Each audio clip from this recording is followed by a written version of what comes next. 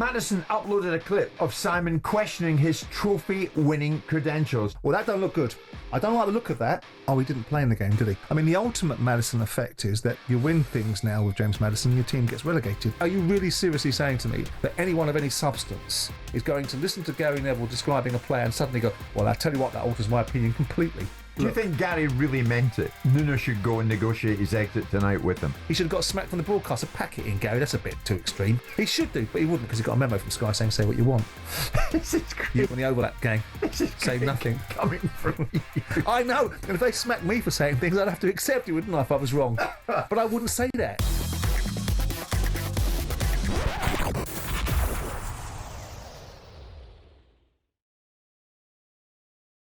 Simon, last week we had Ange Postecoglou taking issue with a reporter for a column he has previously written just days before the final, suggesting the manager's legacy teetered between hero and clown. Do you remember that? And Ange singled the fella out. Yeah. And now in recent days, the likes of James Maddison has been quick to have a wee nibble back at those who've observed on him, including Roy Keane, and you.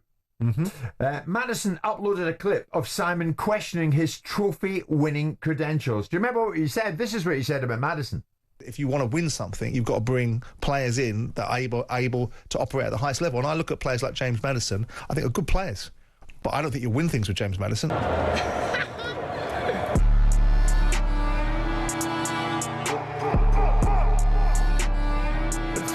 So that was Maddison getting his own back. I saw that, yeah. He followed that clip with the message, bookmarked it, knew it would come in handy.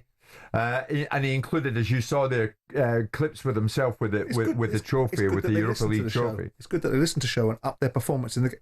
Oh, he didn't play in the game, did he? Oh, yeah. Okay, yeah, he didn't play in that game. I mean, the ultimate Maddison effect is that you win things now with James Maddison and your team gets relegated. And he did. Perhaps if he would have been available for Spurs more this season, they might have got relegated. They did their very best to try to, didn't they, by finishing fourth from bottom. But he's right. If people make an observation, they should be held accountable for it. Yeah. And if a team or an individual achieves something, it's a balancing act between having the strength of character to say to somebody, you're an irrelevant, so I don't care about your opinion, or actually empowering that person by saying, I do care about your opinion, and you were wrong. And I don't mind either which way. I mean, he pulled up Roy Keane about it as well, didn't he? What do you think of what Postecoglou did with the reporter who suggested that his legacy teetered between hero and clown? And Maddison, what he did with you, they both banked criticism, and they're going to have a pop back as and when it presents itself. Well, I think there's something to be said for the way you handled the situation in the circumstances, which is you either ignore it and rise above it, and the fact that your deeds detail that people were wrong, or you point it out. It depends upon your character. I think Postecoglou was right to pull out the journalist, because it's one thing saying, let's have an observation, your team's finishing 17th from bottom of the league, it's not good enough, it doesn't look like it defends properly. And it's another thing saying you're a clown. I think the guy stepped across the line there, and I think Postecoglou was right to pull him up. Yeah. Criticism, unfair, unjust, inappropriate criticism. I was wrong. I mean, Maddison was part of a team that won an FA Cup. I still don't think that Tottenham's aspirations to finish 17th in the league have been eclipsed solely by a Europa competition. Trophy, yeah. It's wonderful for them. Yeah. It gets a monkey off their back. Does it build a winning culture? Does it do what Ange suggests it does? Well, I would say not necessarily, because ultimately Newcastle won a League Cup. They kicked on and have now finished third in the Premier League and gone on to the Champions League. That's what you build winning cultures from. We'll see whether Ange Postecoglou gets a luxury of that opportunity. Do you think he will? I don't know. I mean, I keep on having conversations with relatively sensible Tottenham fans, and I have yet to find one that says, keep him. I mean, everyone's have got a different view with their version of how things should be, but everyone I've asked, and from guys that are well heeled to just an everyday Tottenham fan going, nah, gone, and I'm going, I mean, my gut feel is he goes. I think he has earned the right to be lauded and applauded for winning a competition they were tipped as favourites, where they've gone through the luminaries such as Bodo Glimt to win against a dreadful, shocking Man United, but you still have to win cups. You kill the argument. You shut down the argument that Spurs are about to suffer for so long, which is you can't win anything. But does it build the future? If you believe in Ange Postecoglou, I think when you've been working with the manager for 2 years, you have less questions and more answers. I think they have more questions than they have answers. And that is not the way to build a future. Sure thing. But Daniel might find himself under pressure to stay with a guy that's won something. Because some of the things that Ange said last week I thought were nonsense. I know you've got to push back against things, but when he turns around and said, and I said it last week, Daniel Levy said to me, we've had winners in the past and now we've got you. I think it's utter balderdash. There's no way even the most obtuse, disconnected football club owner is going to go to his new charge and say, well, I've had winners and now I've got you. I mean, it's a ridiculous proposition. Well, while we're on the subject of certain individuals banking criticism, another one who gets into that category has got to be surely Enzo Maresca, because Chelsea got themselves Champions League football next season, and then he popped out with this. I didn't have any doubt, to be honest, about the players. I said that the doubt was from outside. All the ones that they have the answer, or all the ones that they have the truth, they were saying that we are too young, we are not good enough. They were waiting for Villa draw points in case we want to achieve Champions League, and they were saying that we were not able to win in this pitch because too young, because not experience, and unfortunately for them, they have been all wrong. All the ones, that they have the truth and they have the answer for everything. So in English, I would say F off to all of them, because the player, they deserve that. And the way they have, I said many times, the effort they have doing has been fantastic. Did I imagine this, Jim? Or did he spend his entire Christmas period telling everybody that this side wasn't ready to win things? Yeah. Because I think he did. Yeah, right? he did. So when he sits there saying that everyone said that they were too young to do this and the other, there were people building up Chelsea. Maybe they're building them up for a fall. I get that. But there were the media suggesting this side might be ready to inherit the opportunity. He spent the entire time over the Christmas period, and just before that, making sure that everybody understood that they weren't ready for that. Now that to me smacked of managing expectations. So I don't know how he has the audacity, maybe he's schizophrenic, to sit in front of a studio and say to other people that did this that they were wrong and F off. I mean, I'm not sure that's... Listen, I understand why he wants to do it, but you haven't won... Well, he might have gone early. You haven't won... They Real Betis on They should Wednesday. win that, but they haven't won it yet. And they've won a medal in the participation competition, which is the article that Martin Samuel writes, which is absolutely right, which is if you judge people by the standards of winning something, the only thing you've won is a berth in the Money League. Yes, he doesn't have any medal yet. No, he's got a participation medal, which is what football's become. Right, we'll get to that. So the fact is, in one of my rare voyages into being right, said that Chelsea would get in the Champions League this season. And they have got in. They've got in, and they've done well to get in. They've got fourth in the league. They're building well. And they've got a side building there, and they've got a guy that's come in with the only credentials he's got is he worshipped at the altar of Pep Guardiola, so he's a Pep Guardiola disciple, so he must be as good as Pep Guardiola. But I thought you'd quite like a bit of that Maresca's given it back a bit. You lot can F off, because look at what we did. We've got Champions League football. You can do one. But I thought you liked that robustness. But I think there's a better way of doing it than the way that he did it, which is what I'm looking at him saying is that all of those that said that you wouldn't... Well, you said it. You said it. Yes. I mean, I know. And whoever said that, it was you, Enzo. It's me, myself, and Irene. He's having a word with himself and then contradicting himself in the same conversation. But I imagine he's saying that ultimately people said he couldn't qualify for the Champions League. I'm not sure there was a huge amount of people saying they couldn't do that. There was probably a huge sway of people saying they couldn't win the Premier League. And guess who was at the top of that pile? Right. Him. Well, so what we're talking about? You're having Maddison for having a swipe back, but really not Enzo. But he's talking rubbish. Yeah. Because he's saying the things that he said himself. He said that Chelsea weren't ready. They were a young side. They didn't have the experience. They were building towards the future. So when other people say it, because he's achieved his participation medal, he can now come back at them. He will reap the whirlwind for that. Is he showing a bit of insecurity by having a bite back? Or do you quite like that? I like it to some extent. In general terms. I think that he's done a decent job. I think that at the beginning of the season, everyone's saying, "Oh, look at this bloated squad. Look at the prima donnas. How's he going to manage it? How's he going to do this? How's he going to do that?"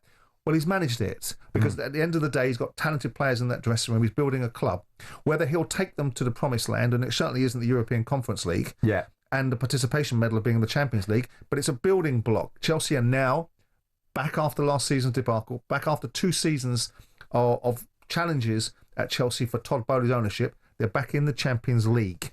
which is where he picked them up. Yeah. They were the winners of the Champions League, or the previous season before he bought the football club. Sure. They were then in the Champions League, and then they had the Tuchel challenge, and then they had Graham Potter and Frank Lampard and Mauricio Pochettino. Maresco is a reasonable manager doing a reasonable job. Okay.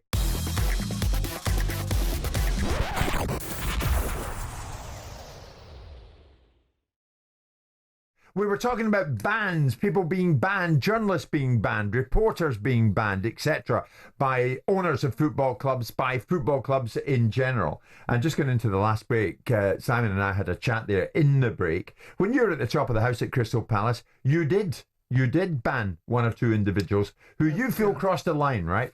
Yeah, I did. But more importantly for me, I just terminated all relationship with them direct myself. I had a relationship with the certain newspapers in this part of the country. I felt that it was really appropriate for the local newspapers to be given unprecedented access over the nationals. And the way that they repaid me, the Evening Standard, was to be insulting all the time and to write articles about my personal life at the beginning of a match report. So I decided they could make their crappy comments outside the stadium. That was nasty of them. And the same with Sky. I had a problem with Sky. They filmed something and they completely misrepresented it, which was a conversation between myself and Kit Simons, which was resulting in Kit Simons being incorporated into a new management structure rather than his little mate Chris Coleman sitting up in the gantry with Chris Kamara making observations about me which were unfounded. So I never spoke to Sky again. Yes, you did. I spoke to once with you, where you came on and wanted to know about the writ that I served on Dowie. And it served my agenda to be able to speak to you on that time. But I never did an interview after one playoff final. It suited you to speak to me. Never spoke to Sky again. I did one interview. Well, you did. One interview with you on the basis of you guys phoned me and asked me why I'm serving a writ on Ian Dowie. Right. And then I dictated the pace of that interview in terms of what I wanted to communicate. And that was the end of it. Never spoke to them when we won the playoff final. Never spoke to them again. Well, you came on transfer deadline day with me one night. I did. And you were super good. Years later. Yeah, I did. When I came out of football, yeah. The reason I ask, of course, Nottingham Forest banned Gary Neville. Gary Neville recently criticised Evangelos Marinakis on social media after Marinakis, you'll remember, went onto the pitch at the end of a match and had that animated conversation with Nuno at the end of the drawn game with Leicester. And Gary Neville posted at the time, scandalous from that Forest owner, Nuno should go and negotiate his exit tonight with him. The Forest fans, players and manager do not deserve that. Well, thereafter, Forest banned Gary from getting inside the City Ground for the final game of the season against Chelsea. Sky said earlier this week, Sky Sports confirmed its first pick for the last day of the Premier League season, which was Nottingham Forest against Chelsea. Gary was confirmed to co-commentate live in the City Ground. Sky Sports was subsequently informed by Nottingham Forest that Gary Neville would be denied access to the City Ground. So that was that. No Gary on the final day. No Gary inside the stadium, coming live from the Forest Stadium. Gary, for his part, said on Instagram, I was informed yesterday by Sky Sports that Forest would not give me an accreditation or access to the stadium as a co-commentator. I've had no choice but to withdraw from the coverage. But do these things really achieve anything? No. I mean, when it comes down to it, really. Incidentally, who should rule the roost? The owners or the broadcasters? The owner. It's his football club. You don't have a God-given right to be in the stadium. You can turn around and say to somebody that you don't particularly want that commentator in there. Do I think it's the right thing to do? I think it empowers Gary more. I think it makes his observations sound as if they're more important than they actually are. What he said was utter drivel, and he was wrong to say it. And I don't know whether he's apologised for saying it, and perhaps he should, because not only did he say that I mean, I don't like the narratives Nottingham Forest tried to create afterwards, rewriting history about the deep level concern that the owner had for the player, when we all know it was an irritation at the result. And we all know that the media turned it into this berating of the manager. He didn't do that either. So Neville going off on a tangent and turning it into a call to action, which is disruptive. The fans hold this owner in the highest regard, and so they bloody should. Right? And Neville coming in with his two penny, his over-emotional reaction, calling for everybody not to tolerate it. So, but what you get to do, just airbrush what this man's done. Yeah, but hang on. You're the first one to tell us that clubs love it, players love it, when they get all the praise. The moment they get criticised, fair praise, they don't like it. But you're out, you're gone. But hold on. So Gary, to be fair to Gary, no doubt, has boosted the career of numerous Forest players by saying, I tell you one thing he's good at. Or one thing this guy's good at, or no doubt has praised Marinakis somewhere along the line. The one time he doesn't, Forest, you're out until you're back in. I don't know. I think there's a feeling at Nottingham Forest, and I can't speak for them, that he called them mafiosi, didn't he? He called them, they operate in a mafiosi style. I think they feel there isn't an ability for Neville to say what he wants, when he wants, how he wants, about any accountability for it. Do I think that you should give him that amount of credence? Possibly not. But on a human level, when I look at Marinakis, who probably has a great deal of pride in the way that he operates, I don't agree with the narrative they were recreating. I think that was rubbish when they tried to spin out this idea that Marinakis was on the field being completely concerned about the idea of the player's well-being. Yeah. It was the loss that was brought him on the field, and the frustration with the outcomes of the Nottingham Forest campaign potentially going a different way than he anticipated. But notwithstanding, I also disagree with the narrative that he was on there berating, and I also disagreed with the fact that Gary Neville should have the right to say these things. It's what you do with it. Now, should he be banned in perpetuity? No. Is what Gary Neville... I mean, are you really seriously saying to me that anyone of any substance is going to listen to Gary Neville describing a player and suddenly go, well, I tell you what, that alters my opinion completely? Well, no, it's not. Gary Neville's job is to opine on things with an objective and fair and insightful mind. And a lot of the time he does that. Yeah. And sometimes he doesn't. And in this instance, he made an insulting call to action in the same way that he should have been held accountable when there was violence inside Old Trafford, and he turns around and says to the Man United fans, mobilise against the owners. Whether you like it or you don't like it, you are, especially as a pundit, and the only tool that you have are your words, you have to be accountable for them. So if the Nottingham Forest owner thinks, enough of you, actually today, I don't want you in this stadium. Yeah, but we're all big boys. If Marinakis really felt that, why didn't he lift the phone to Gary? Are you deranged? Go on. Why in God's name would Marinakis pick up the phone to someone like Gary Neville? If he feels that strongly about it. Yeah, well, he did the next best thing. Said, I don't need to pick up the phone to you. You don't get access to my football stadium. Maybe you pick up the phone to me and apologise to me for your ridiculous You were the outburst. first one to leap in the phone when you were going to berate somebody for someone crossing the line. You would jump in the phone them, give them a I wouldn't. a piece of your mind. No, I wouldn't actually.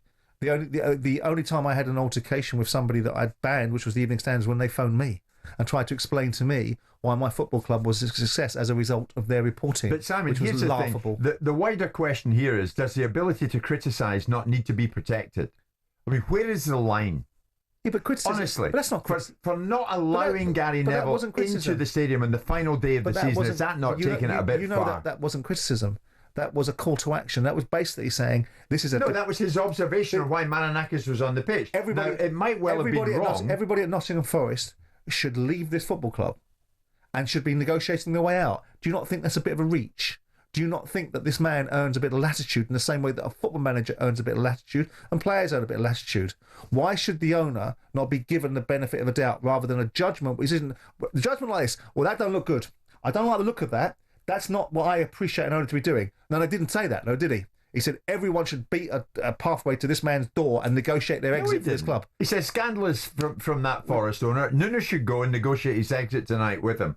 The Forest fans, players and manager don't deserve that. There you are. So pretty much what I just said then.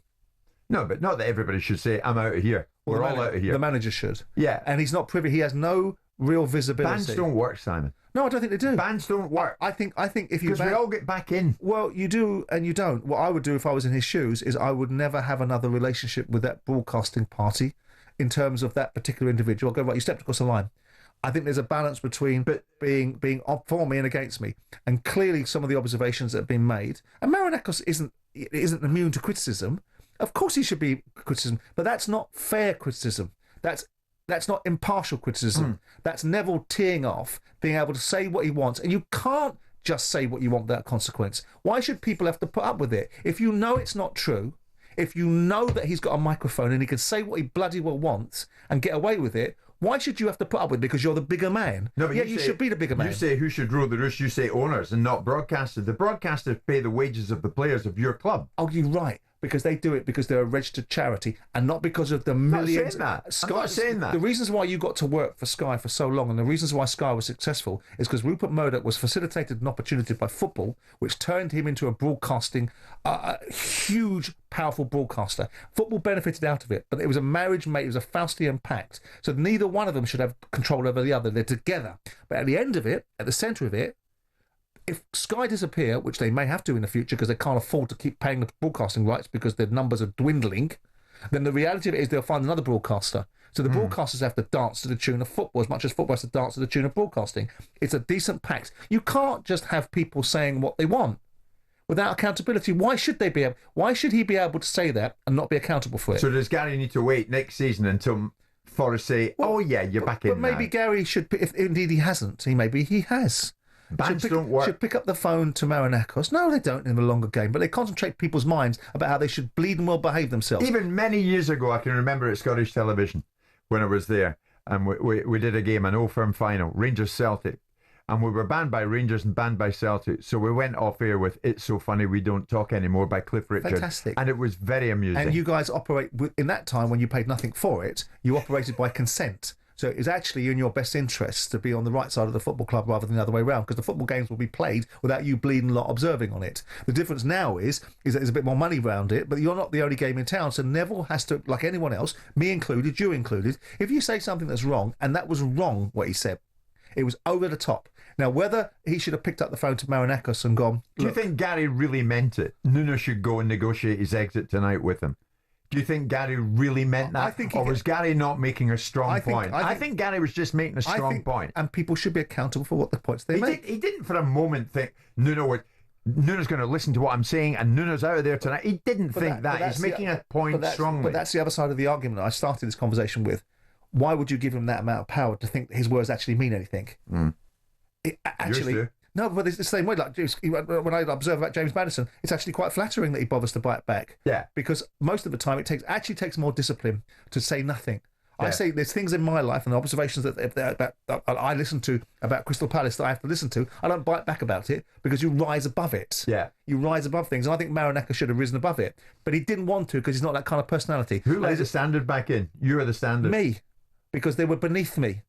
Oh, I see. It was beneath me to be that. Did you call them and say, you know how banned you? You're back now? I said to the press office, let them back in. They can have the crappy ball, the press office that I've kidded for them with the cheap biscuits I now provide for them. They can have all that if they want to, and they can write what they want. I don't care anymore. Gary will be back in at the Forest Ground next season. And I'm sure he will. Yeah. But Marinakos... Cheap biscuits and all. You want emotion from people. This sport is built upon emotion. What would make this man tip hundreds of millions of pounds of money into his football club? Yeah. Emotion. So then don't criticise him for having emotion when someone steps above the line and goes above the parapet and does what Neville's just done there. And Neville should get a smack for it. He should have got a smack from the broadcaster. Pack it in, Gary. That's a bit too extreme. He should do, but he wouldn't because he got a memo from Sky saying say what you want. This is great. You on the overlap game. This is say nothing. Coming from you. I know. And if they smacked me for saying things, I'd have to accept it, wouldn't I, if I was wrong? But I wouldn't say that. All right. I wouldn't say that. Okay, enough.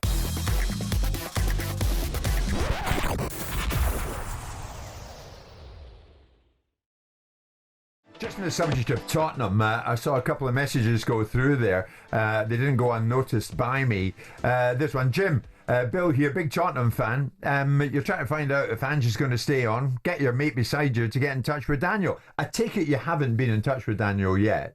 And you wouldn't do that anyway, I know, because you're quite tight. You've got a different kind of relationship to journalist contact. I know we wanted him on last week, and I said to him, if I ask you to come on, Daniel, the question is just going to move from how congratulatory your win is to when you get rid of the manager. So that's your job, mate. Yeah, that's the journalist in you that would do that. It's not me. I don't know what he's going to do. I mean, I would imagine it's a conundrum for him. If it were me, I think if someone's shown you what they are, believe it. And you've put them 17th in the league and you've won at the second string European competition. Wonderful. Brilliant. Spurs fans can rejoice in that, and I'm pleased for them because I wanted them to win. Yeah. I did. Yeah. But what I believe is that you've got to go forward. And whether I believe in the culture of winning something. I mean, Blackburn Rovers won the Premier League in 95, won little else, won the League Cup in 2001, and they're now sitting in the Championship. You know, you've seen Swansea win the League Cup, sitting in the Championship. You've seen Portsmouth win the FA Cup. Winning a trophy doesn't just mean you change the culture of a football club. What changes the culture of the football club is the guy that runs it. Right. Well, they finished 17th. That's unarguable. That's unarguable. And you finish your season off with a little tribute to the fans by getting spanked 4-1 on your last game of the season. And they get a bit of a thumping off Brighton in the end. I mean, 4-1 defeat at home at any time of the season is not a good look, is it? So obviously, not that it mattered really. They weren't going to go up any places. They weren't going to achieve very much. Yeah, but I find it amazing that Ange thought it was amazing that he was still asked questions off the back of the Brighton result about his future. I've been finding it really weird talking about my future when, like I said, we've done something unprecedented. So I've had to answer the questions because no one else at the club is kind of in the position to do so, I guess. But I can't answer that question about me and my future. And like I said, part of me is kind of thinking, well, you know, why am I even being asked that question? But it is what it is, and I've got no doubt though that, you know, this could be a real sort of defining moment for this club because you know, like I said, wherever I've been, I've kind of, you know, made an impact where I've brought success to a club that hasn't had it for a while, and you just have to look at those clubs' trajectory. Even after I've left, they're still, you know, competing for things, and you know, I really think this is a moment in time where this club can really push on and you know, be a real contender for honours on a yearly basis. I'm not trying to be clever, Clog, Simon, but he's right. It is a defining moment for the club because Spurs are the first team in the Premier League history to lose 22 games and not be relegated. They finished the season after that 4-1 defeat, 17th in the Premier League, the lowest finish since they were relegated in 76-77. But certainly on Sunday, and that's when he was speaking, the perception is he hadn't had a conversation with Levy about going into next season or not. Will he have had by now? I don't know. I mean, I genuinely don't know. I don't think Daniel will be particularly in a rush to make a decision about Ange Postecoglou. He's got time. The big thing is not about, if you're going to replace a manager, it's not about firing them. It's about who you replace them with, because it's easy to fire somebody. You just pay them up and tell them to sling the hook. I mean, I do think some of the things he says there, I like Ange. I root for him. But when he talks about the clubs that he's been at, he's left better, what are we talking about? Whittlesea Zebras and Brisbane Roar. I mean, pack it in. I mean, you can talk about Celtic because Celtic are a team in the division with two clubs, and Celtic are in the best condition they've been in for some time, and some would argue are better now after his departure, with Brendan Rodgers going back in there. Yes, he's unprecedented. They've won a Europa competition, and it has to be given all the plaudits. This is his get-out-of-jail card. Right. And I want him to have a get-out-of-jail card. But you cannot put Tottenham Hotspur 17th in the... That is unprecedented for some period of time now, that Tottenham Hotspur have finished that low in the Premier League, that have got that ability to be so poor in a domestic league, that it tells you about the European competition must have been like for Tottenham to be able to have won it the way that they did. Well, I'm trying not to sound mean-spirited. No. I'm trying to be pragmatic. Yeah. But you can't get away from this. You can hide behind the cup competition, and you can hide behind the quenching of the thirst for Tottenham fans. If you did a straw poll, I'd be fascinated. I'm willing to wager you that the balance of probability is that Tottenham fans would thank him for giving them a cup, but wish him well in his future. We might do that before we go and off here. I'm quite happy to be corrected on that. Yeah. But I can't find anybody amongst rabid Tottenham fans and emotionally balanced ones that say, "Now every single one. What do you think about Ange? Now out, gone." Right. There's no debate in their conversation. Certainly going into the game against Brighton at the weekend, which they ultimately lost by 4-1 at home. Daniel Levy in his pre-match notes, "This is one trophy, the Europa League trophy. Our clear ambition as a club has always been long-term, sustained success, competing for top honours every year. We've now tasted success, and we're determined to use this as a springboard for more." And that's fine. That's what his message should be. I mean, I'm pretty irritated with Daniel because them winning something means I've got to re-edit the television show interview I did with him. So I took great delight in saying you sacrificed potentially the silverware for finances. Now I've now got to edit that out of the TV show. You can't win anything. Because they've now won something. Right. Daniel is, of course, going to turn around and say, you saw the video of Daniel Levy addressing the audience of staff, telling everyone that they're champions.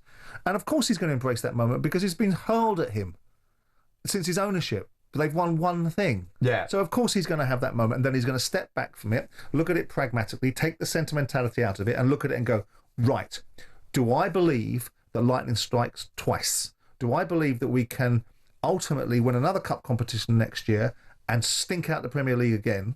Or do I believe that actually this is the lightning rod? What have I seen in front of my eyes? I've seen, with due respect, the honesty, move aside all the emotion.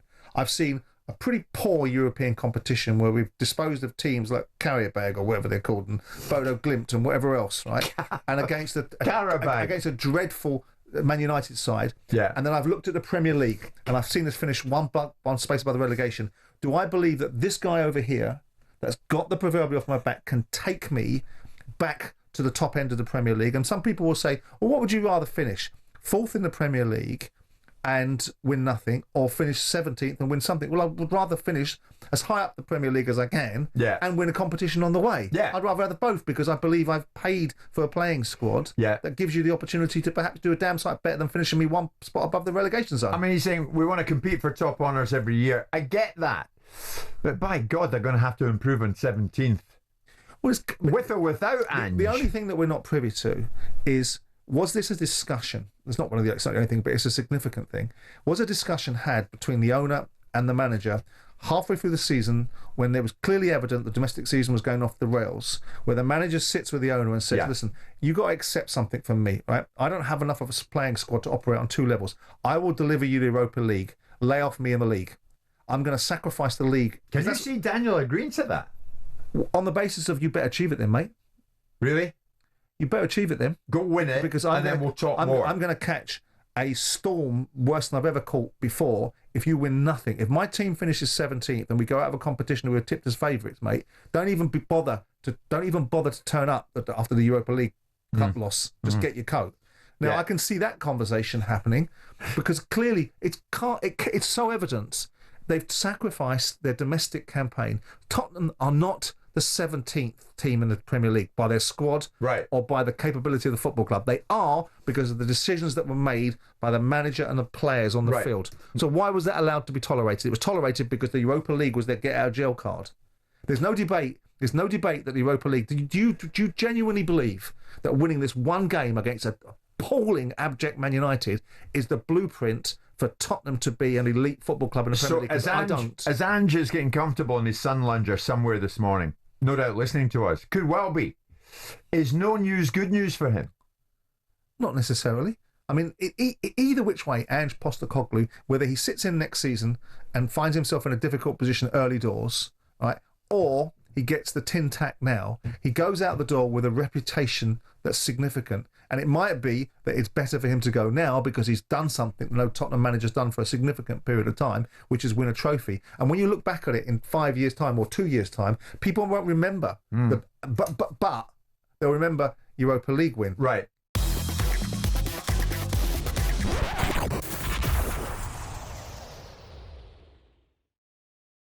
Ruben Amorim got on the pitch at the weekend there, Simon, after Manchester United's domestic campaign came to a very welcome end, I would have thought, in the eyes of every Manchester United fan. And once he got on the pitch, he said one or two things that raised an eyebrow or two. We have to make a choice. Or we stay stuck in the past, because this season is in the past. Is over. We fight each other, or we stick together and move forward.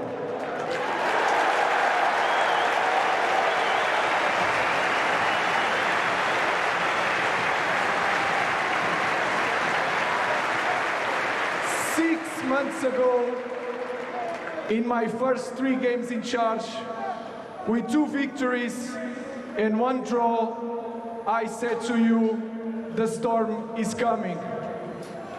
Today, after this disaster season, I want to tell you, the good days are coming.